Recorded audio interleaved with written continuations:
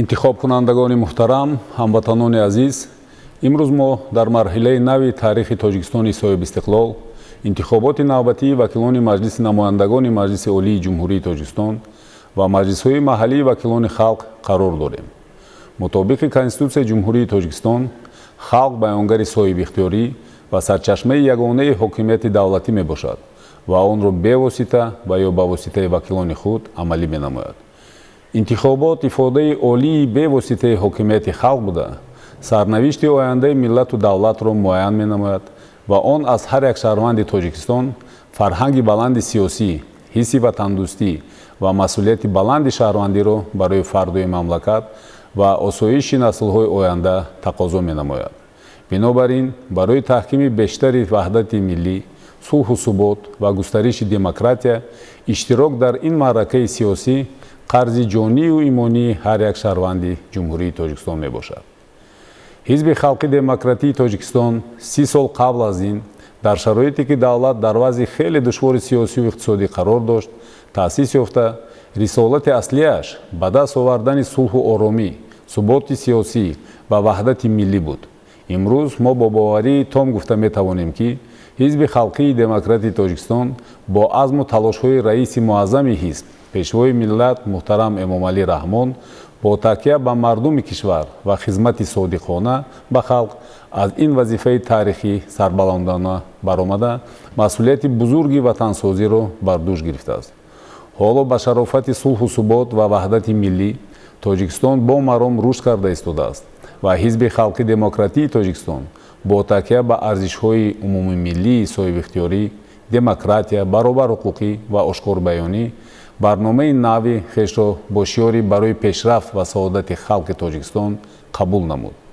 рисолат ва мазмуни моҳияти барномаи мазкур рушди Тоҷикистони соҳибистиқлол, ободу шукуфон ва аз лиҳози иқтисодӣ, иҷтимоӣ ва сиёсӣ босубот мебошад. барномаи пеш аз интихоботии ман ҳамчун номзад ба вакили Маҷлиси намояндагони Маҷлиси Олии Ҷумҳурии Тоҷикистон дар доираи барномаи пеш аз интихоботии ҳизби халқии демократии Тоҷикистон ва сиёсати пешгирифтаи президенти Ҷумҳурии Тоҷикистон муҳтарам Эмомалӣ Раҳмон таҳия шудааст.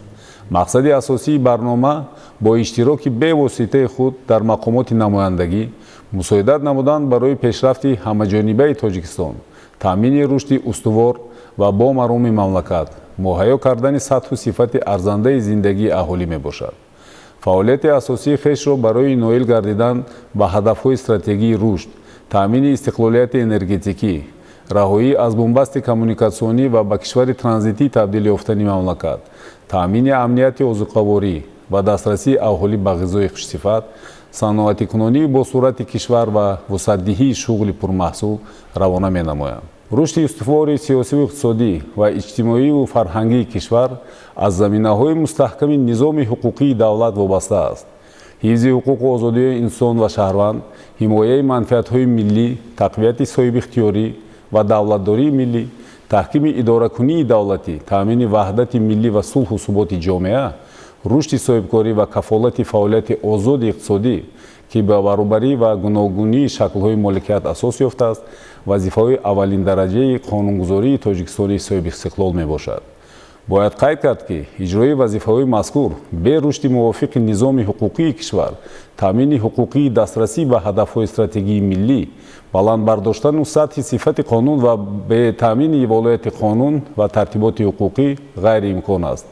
дар шароити муосири ҷаҳонишавӣ, буҳрони молиявию иқтисодӣ ва шиддат гирифтани зиддиятҳои минтақавию тамаддунӣ, таҳкими истиқлолияти давлатӣ ва тағйирнопазирии сохти конститутсионӣ, таъмини амнияти миллӣ ва шахсӣ, ташаккули ҷомеаи устувори шаҳрвандӣ, арзишҳои олии давлат ва халқ ба ҳисоб мераванд. бо дарки арзиши олӣ будани ҳуқуқу озодиҳои инсон ва шаҳрванд дар такмили низоми қонунгузории миллӣ, бо назардошти манфиатҳои ҳар як шаҳрванд, ҷомеа ва давлат, таҳкими рукунҳои асосии давлатдории миллӣ, тақвияти мубориза бо таҳдиду зуҳуроти барои ҷомеаи мо хатарнок аз қабили терроризм, экстремизм, тафриқаангезии динию мазҳабӣ, коррупсия, инчунин пешгирии ҷиноятҳои фаромиллӣ, боло бурдани фарҳанги ҳуқуқии аҳолӣ талош менамоям.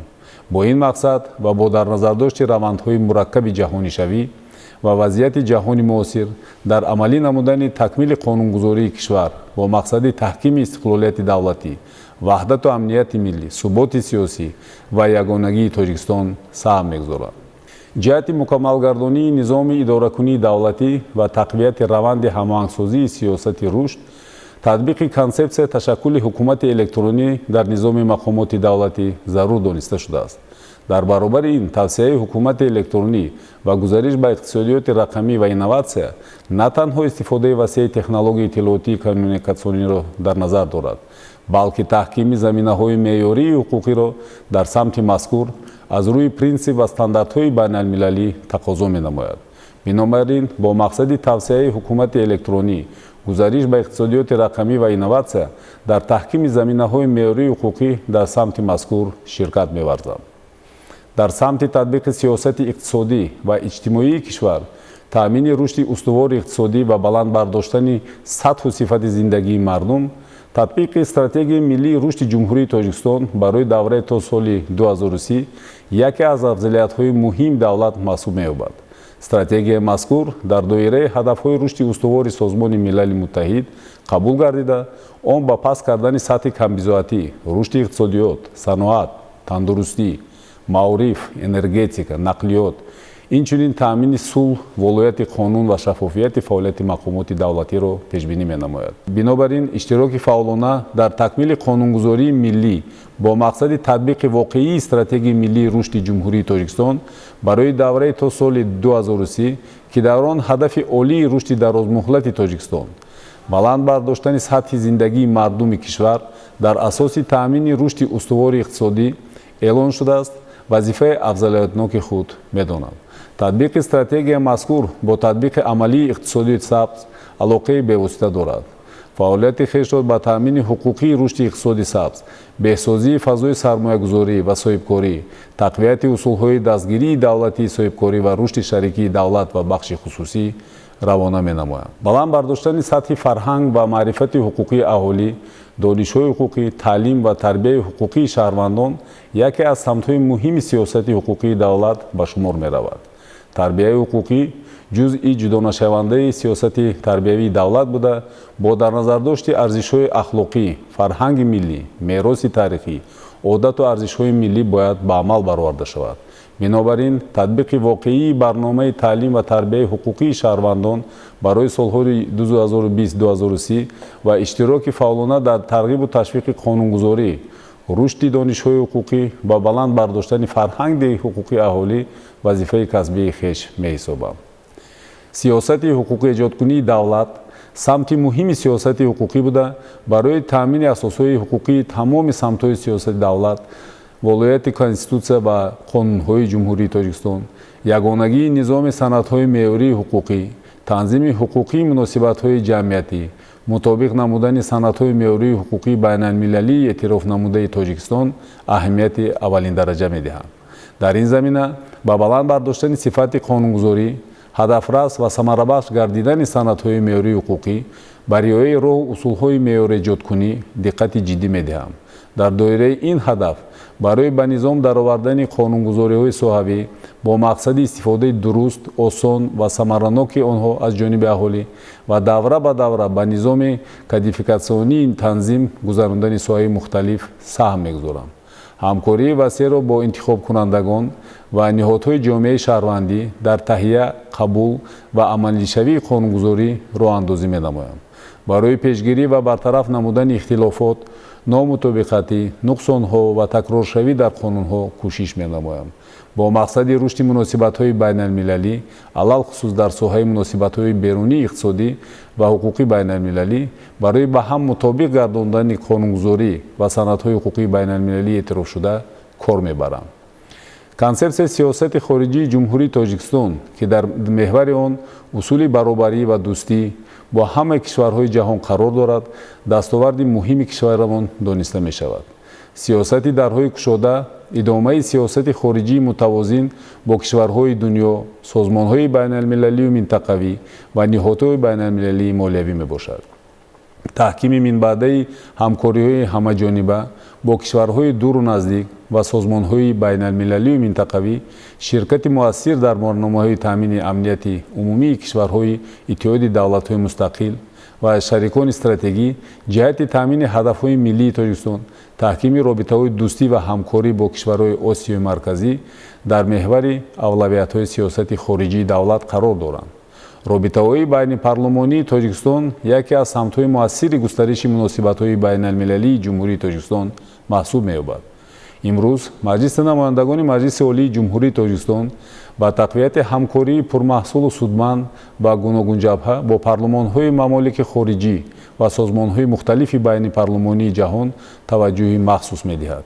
ин мақоми олии қонунбарории Ҷумҳурии Тоҷикистон узви фаъоли ассамблеи байнипарлумонии давлатҳои иштирокчии иттиҳоди давлатҳои мустақил, ассамблеи парлумонии созмони аҳдномаи амнияти дастанҷамӣ, ассамблеи парлумонии созмони амният ва ҳамкорӣ дар Аврупо, иттиҳоди байнипарлумонӣ, иттиҳоди парлумонҳои Осиё барои сулҳ ва ассамблеи байнипарлумонии иттиҳоди иқтисодии Авросиё мебошад. афзалиятҳои фаъолияти хешро дар самти татбиқи сиёсати хориҷии Тоҷикистон дар амалӣ намудани масъалаҳои зерин мебинам. истифодаи робитаҳои байнипарлумонии Маҷлиси намояндагони Маҷлиси Олии Ҷумҳурии Тоҷикистон бо мақсади пешбурди дипломатияи пешгирикунанда ва ҳамчун омили муҳими устуворгардонии мубориза бо густариши ҷараёнҳои террористӣ ва экстремистӣ, густариши ҳамкориҳои дастаҷамӣ бар зидди таҳдиду хатарҳои глобалии муосир ва минтақа, таҳкими механизмҳои ҳамкориҳои байнипарлумонӣ, амалисозии лоиҳаҳои мушаххаси бисёртарафа дар пешгирии талафот аз тағйирёбии иқлим ва рушди иқтисоди сабз, таъмини фаъолияти дастаҷамӣ дар доираи 10-солаи байналмилалии амал об барои рушди устувор солҳои 2018-2028. ҳамватанони арҷманд, тӯли 30 сол аст ки Ҳизби Халқи Демократии Тоҷикистон дар тақвияти асосҳои давлати демократӣ, ҳуқуқбунёд, дунявӣ ва иҷтимоӣ, ҳифзи истиқлолият ва дастовардҳои он, фароҳам овардани саодати халқ, ҳифзи ҳуқуқу озодиҳои шаҳрвандон талош дорад. мардум ба Ҳизби Халқи Демократии Тоҷикистон эътимоду эҳтироми махсус дорад, зеро ҳизб дар асоси ғояҳои воқеии санҷидашудаи созанда ва бунёдкори фаъолият дорад, ки ҷавҳари онро манфиатҳои миллӣ ва таъмини зиндагии шоиста барои ҳар як шаҳрванд ташкил медиҳад.